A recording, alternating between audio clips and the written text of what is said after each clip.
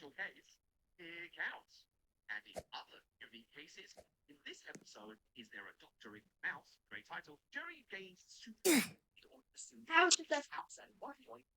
Huh? The banana which grabs. Now, I would be inclined to call this a catch. Tom has the intent, Tom has a hold of Jerry, but Jerry has superpowers here, and I don't think he's really stuck. Like later, when Jerry's super huge, Tom has intent, has hold of Jerry, but Jerry is clearly not caught. Huh. Oh, that's how this episode ends? Oh, I mean, I presume Jerry was going to hit Tom with something huge. Tom has intent, he has hold of Jerry, but Jerry is clearly not caught. Huh. Oh, that's how this episode ends? Oh, I mean, I presume Jerry was going to hit Tom with something. Yeah. The problem I have with the Chuck Jones era of Tom and Jerry is the lack of fight. It's like Chuck Jones really wasn't at home with the Tom and Jerry characters. Jerry was a much more charming character than Chuck could ever make him, simply because he clearly never understood him. And with Tom, it's like he said, to hell with him, and turned him into a different cat. Sorry, was that a bit mean to me? Well, don't worry. I was directly quoting Chuck Jones talking about himself, who adds, it's difficult to work with somebody else's characters. Let's explain the crucial difference between Roadrunner and Tom and Jerry, and it all boils down to pain. Now, obviously, both Tom and Wile E. Coyote experience pain. Pain is different. Oh, sure, the coyote falls off cliffs, or explodes, or gets hit by a train plenty of times, but that's a pain that feels more abstract. It's a heightened scenario, disconnected from reality. We feel comfortable laughing at the coyote because we don't know what it's like to be crushed by a boulder. And anyone says they do is probably lying. When Tom gets his teeth smashed in by a pole, by a hammer, by a woodpecker, still a heightened scenario, but it's a much more personal pain. It's a pain you're also meant to feel. Rarely hear the coyote cry out in pain, like we do with Tom. Chuck Jones compares this to Abraham Lincoln's story of blowing up tree stumps with dynamite, unaware that one of them had an old dog sleeping inside of it. Lincoln said, poor Rover, his usefulness as a dog was about. They're right. Basically, a Tom and Jerry version of that story would have you feel the pain of the dog exploding, whereas Roadrunner spare you pain. And Chuck doesn't want people to be hurt first. The coyote's pain will occur off screen or in the distance or masked by a brightly colored screen. But Tom's pain is front and center. By the way, I looked into the exploding dog story. It wasn't a tree stump, but an annoying neighbor's dog was tricked into eating gunpowder. And Lincoln is quite descriptive about the fragments of dog flying in every direction. No, my legs. Lincoln would have loved Tom and Jerry. Anyway, let's compare two very similar jokes where both characters are flying. The Tom and Jerry clip is from Hanna-Barbera. Both undercut the gracefulness of their flight, like had crash into something that will with a great football, but we don't see the coyote's face, whereas we see Tom's beaten up face. We can see his body looks uncomfortable, crushed into that mailbox, but the coyote is just flattened against the wall. Both of these are very funny. They're very well executed, they have perfect pacing, but we feel the pain of Tom, not the coyote, and that's by design. And if you're there in the comments, disagree with me, Chuck said, in Hanna-Barbera's dolphin film, where the ball hits Tom in the teeth and leaves a hole in there and then the teeth fall out, that kind of thing to me is much more hurtful than somebody falling off a cliff. He'd rely on Tom's body cartoonishly changing shape when hurt, way more than Hanna-Barbera did. Like here, Tom's face doesn't go frying pan shaped. Hanna-Barbera showed restraint. For Chuck, it's like whenever Daffy Duck is shot. He's only partly affected, and he's more annoyed.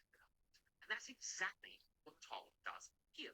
Also, Tom's fur being actually his clothes, so softening the moments where Tom's fur gets tucked or ripped. Again, Hanna-Barbera did this too, but not all the time. Basically, much like Gene Deitch, Chuck Jones also didn't care for pilots.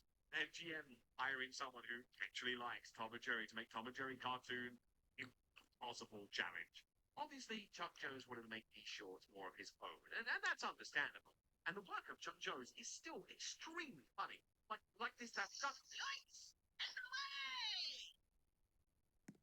Yikes! And away! It's hilarious. style that doesn't suit Tom and Jerry as much.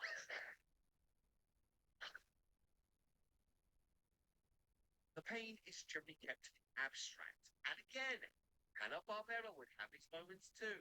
It's definitely very, very funny, basically. By sidelining pain, these shorts feel more toothless than Tom's teeth getting smashed. Alright, let's count those catches.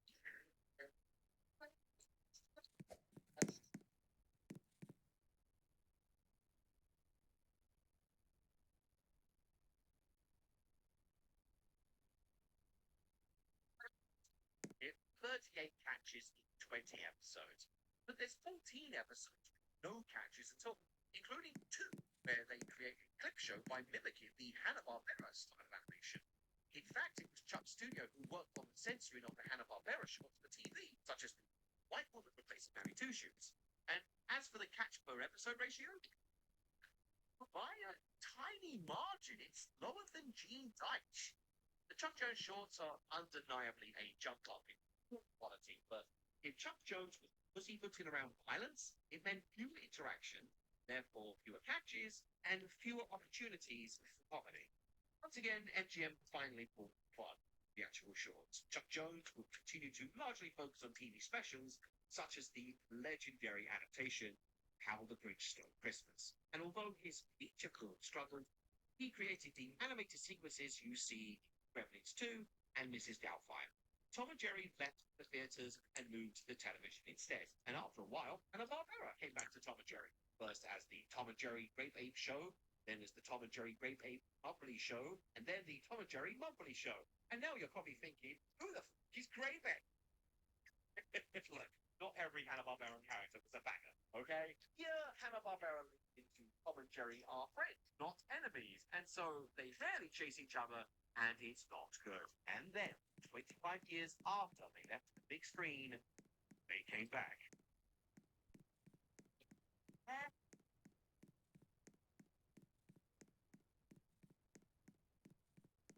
Redness and bumps? Get irritation defense for your pubic area. Venus for pubic hair and skin.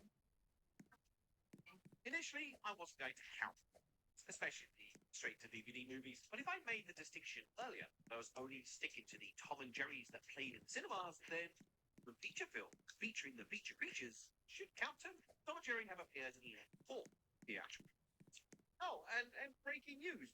Whilst making this video, China just shadow dropped a previously unannounced Tom and Jerry movie in cinemas.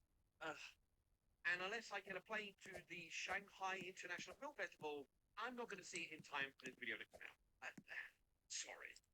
Except I'm not. So those 2 are really just There you go. Anchors Away and Dangerous. Anchors Away is a 1945 Gene Kelly movie in which at one point he dances with Jerry Mouse. This was originally meant to be Mickey Mouse, but when the deal was rejected, they moved on to the other famous mouse. It's a landmark sequence of blending live action with animation, but given that Tom only appears very briefly as Jerry's butler, there's no chasing. And I'm not counting Gene Kelly catching Jerry. There's no catches. 0 out of 10. Dangerous When Wet is a 1943 Esther Williams movie where she dances underwater with Tom and Jerry. The sequence borrows a lot from one of their earlier shows. There's one catch right at the very start. There's another, but this is Tom rescuing Jerry, so it doesn't really count. But then this whole thing is just an Esther Williams dream sequence anyway, so none of those catches count. 0 out of 10. They weren't in Who Framed Roger Rabbit, but according to this storyboard of a deleted scene, they nearly were, but they weren't. 0 out of 10. Which leads us to the 1992 movie. Hanna-Barbera are back to steer the wheel, so once again, Tom and Jerry are magically best friends again. Alright, in fairness, they don't automatically start out that way, but perhaps more infamously, there was the decision to let them talk. I'm Tom. I'm Jerry. I'm Tom. I can understand the difficult hurdle, that is, having a film where the main character can't speak, but it's hardly impossible, such as Dumbo, or limited speech like Mr. Bean, which is truer to the original shorts.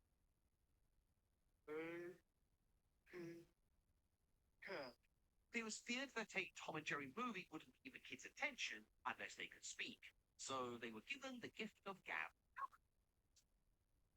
Are you sure about that, Tom?